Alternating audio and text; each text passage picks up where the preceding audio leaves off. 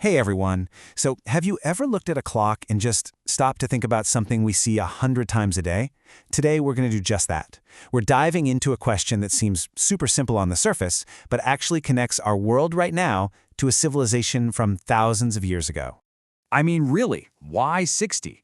Why not something easy like 10 or 100? After all, pretty much our whole system of counting is built around the number 10. 10 fingers, 10 toes. It makes sense. So where on earth did 60 come from? Well, the answer isn't modern at all. It's actually an echo from one of the world's very first great civilizations. To crack this mystery, we've got to travel way, way back in time. We're talking thousands of years to ancient Mesopotamia, the land between the Tigris and Euphrates rivers. And the secret we're looking for, it's not hidden in some ancient tomb. Nope, it's written on clay tablets, captured in a totally revolutionary way of thinking about numbers. And what's so wild is that this huge breakthrough wasn't something physical, like a pyramid or a new kind of weapon. It was an idea, a new, unbelievably powerful way to write down numbers that would literally change the course of science and civilization forever. So what was this big idea? It's something we completely take for granted today: place value. Just think about how we write numbers. In the number 253, that 2 means 2 hundreds. But in 325, the same symbol, 2, means 2 tens. Same symbol, totally different value, all based on its position.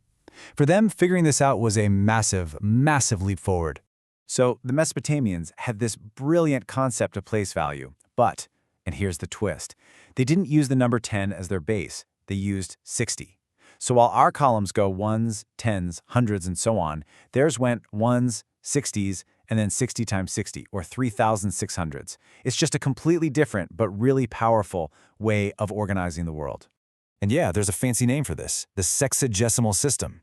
It sounds super complicated, I know, but all it really means is base 60.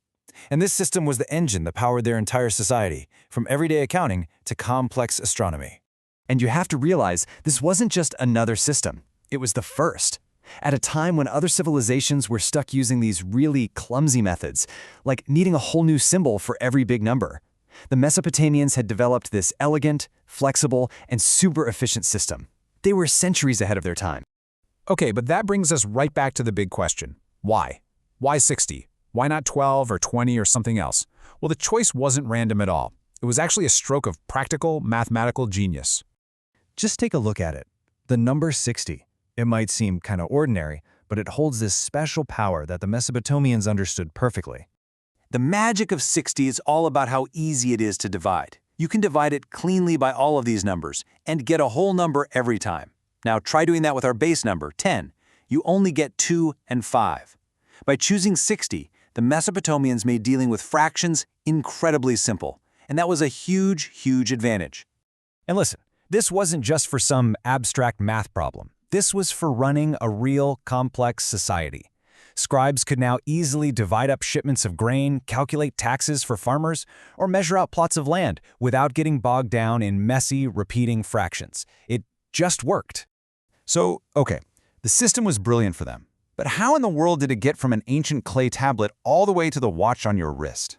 The journey this one idea took across thousands of years is just an incredible story of survival. For centuries, Mesopotamian scribes used base 60 to run their world. But what's really amazing is that the system actually outlived their entire civilization. Much later, Hellenistic astronomers picked it up because it was absolutely perfect for the super complex calculations they needed to map the stars and track planetary orbits. It survived simply because it was so useful. And that, right there, brings us straight back to our original question. That astronomical tradition is exactly why we still divide an hour into 60 minutes and a minute into 60 seconds. It's why a circle has 360 degrees, which is just 6 times 60. It is all a direct inheritance from the Mesopotamians. Seriously, think about that for a second. That digital display on your phone, or the hands ticking on your watch, they are connected by an unbroken thread of knowledge stretching back 5,000 years to a scribe pressing wedges into a damp piece of clay. It's pretty mind-blowing. When you zoom out, this whole story tells us something really profound about what pushes human history forward. And it's not always the big, flashy stuff we can see. We tend to think about history in terms of giant buildings and famous battles. But sometimes, the most important revolutions are the quiet ones. They're these new systems of thought, like place value, that just give us better tools to organize and understand our world. These invisible structures, they're the real foundations of civilization. So, the next time you glance at a clock, remember the quiet genius of base 60, and maybe ask yourself, what other invisible systems, what other ancient, brilliant ideas are hiding in plain sight, shaping the world we live in right now?